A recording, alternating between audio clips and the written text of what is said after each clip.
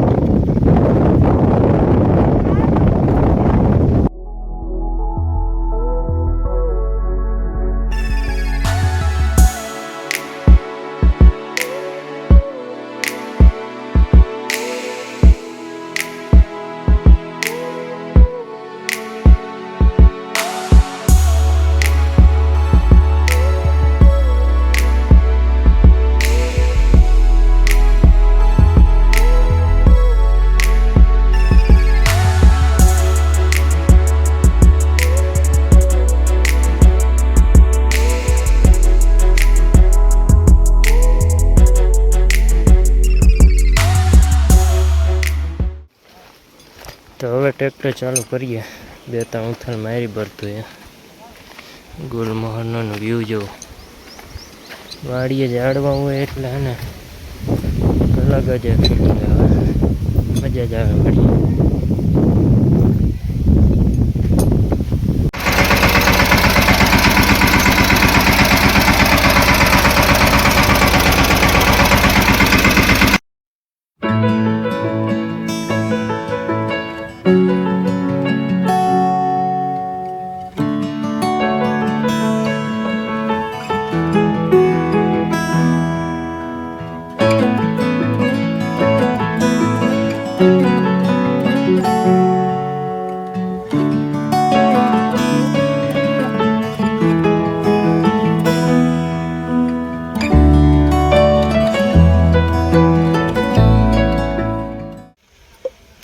તો ઓલું ખેતર કમ્પ્લીટ વવાઈ ગયું, 3 વીઘા હતું એ, ને આમાં અધોસરથી ચાલુ કર્યું ટૂંકો છે, કારણ કે થોડુંક એવું લીલું છે.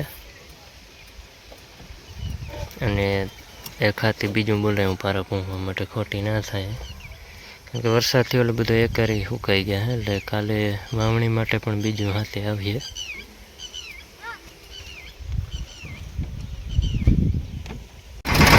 તો આજે બીજો દિવસ વાવણીનો થઈ ગયો. આપણે વિડીયો પોસ્ટ નહોતો કર્યો, એટલે હે ને આજે બીજો દિવસ છે. અને આજે આપણે મગ વાઢ્યા છે, પાછી શરૂઆત કરી છે. હજી 2 ખેતરું ઊભા છે મગના, એ વાઢવાના છે. હજી કામ ચાલુ જ છે વાઢવાનું. તો ઘરથી બધું વવાતું આવે છે ઓલી બાજુથી.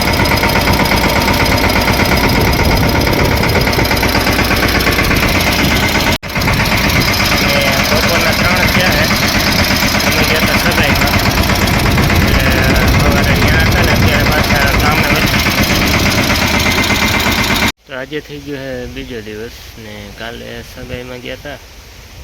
તો પછી આવ્યા અને વાવણીને આપણે કમ્પ્લીટ થઈ ગયું છે. જેટલા ખેતરમાં વાવવાની હતી વાવણી થઈ ગઈ. ને પછી વિડીયો અપલોડ નથી કર્યો આપણે. વાવણી તો કાલ પ્રમદીની થઈ ગઈ છે.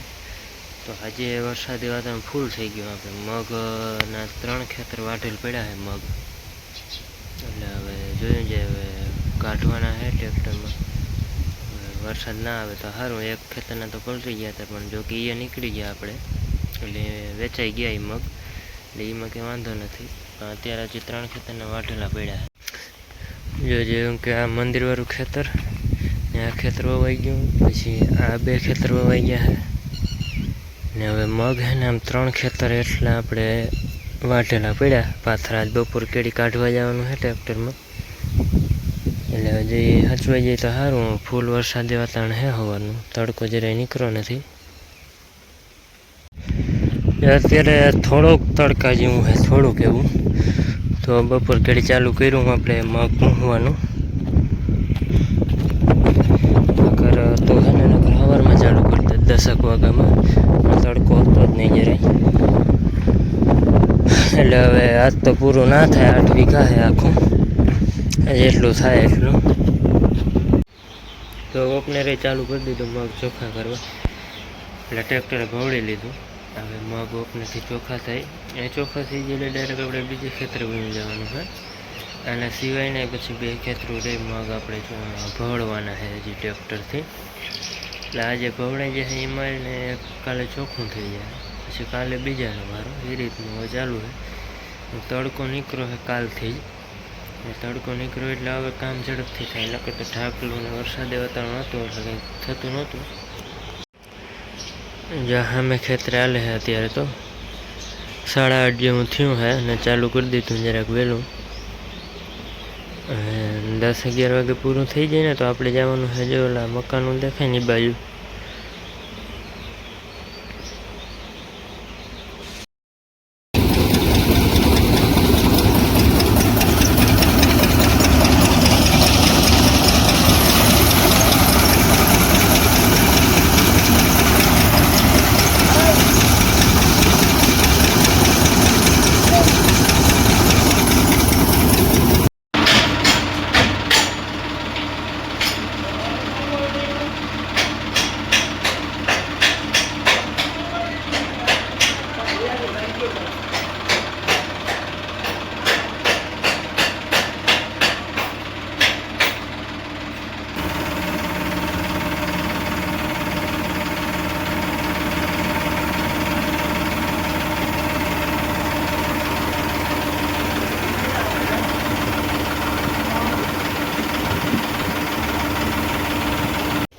અત્યારે બપોરનો 1 થયો છે, અને મગ નીકળી ગયા આપણે અંદર નાખી પણ દીધા છે.